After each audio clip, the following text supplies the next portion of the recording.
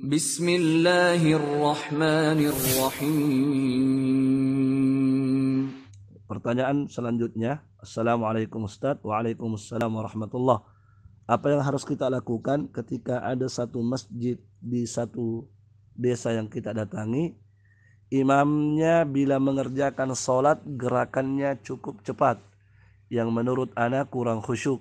Apa kita boleh meninggalkannya dengan alasan tidak khusyuk dan kita sholat sendiri? Barakallahu fiik Ustaz. Wa fiikum barakallah. Baik. Kalau gerakan imam tersebut sangat cepat sampai tidak tumakninah, ya, saking cepatnya sampai tidak tumakninah, maka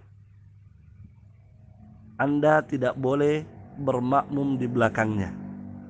Jangan bermakmum di belakangnya. Kenapa?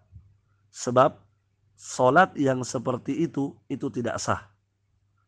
Solat yang sangat cepat sampai tidak tumakninah itu tidak sah. Disebutkan dalam riwayat yang sahih, Nabi SAW pernah melihat ada seorang yang solat, dan saat itu solatnya sangat cepat sampai tidak tumakninah. Begitu selesai solat, Nabi SAW berkata kepadanya, irji fasalli fa innaka lam tusalli. Kembalilah kamu, solat lagi, ulangi lagi solatmu sebab kamu belum solat, kata Nabi. Ya, Nabi menghukumi solatnya itu tidak sah. Oleh karena itu Nabi menyuruh solat ulang. Kenapa? Sebab dia tidak tumakninah saat itu. Tidak terlalu cepat gerakannya sampai tidak tumakninah. Barakallahu fikum. Ya. Akan tetapi kalau seandainya gerakannya cepat tapi masih dalam batas tumakninah, walaupun cepat tapi masih dikatakan tumakninah, ya, dan ukuran tumakninah itu, ya, pada setiap gerakan dia masih sempat membaca dzikir walaupun hanya sekali. Misalnya subhana rabbiyal a'la. Ya, misalnya sujud, ya. Itu kan bisa dibaca 3 kali subhana rabbiyal a'la. Ya, tapi seandainya dia hanya membaca sekali, sempat membaca 1 kali subhana rabbiyal a'la, kemudian bangkit dari sujudnya, maka itu sudah dikatakan tumakninah.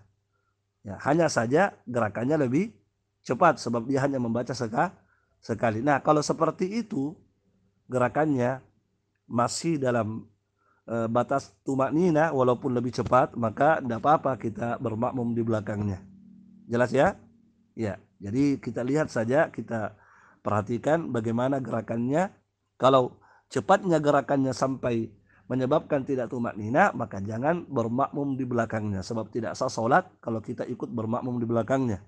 Barakallahu fikum. Nah, sekarang pertanyaannya, bagaimana jika seandainya di kampung itu cuma 1 masjid, tidak ada masjid lain, dan yang menjadi imam dia terus, ya, maka Anda tidak usah ikut sholat berjamaah di belakangnya dan Anda cukup sholat sendiri saja.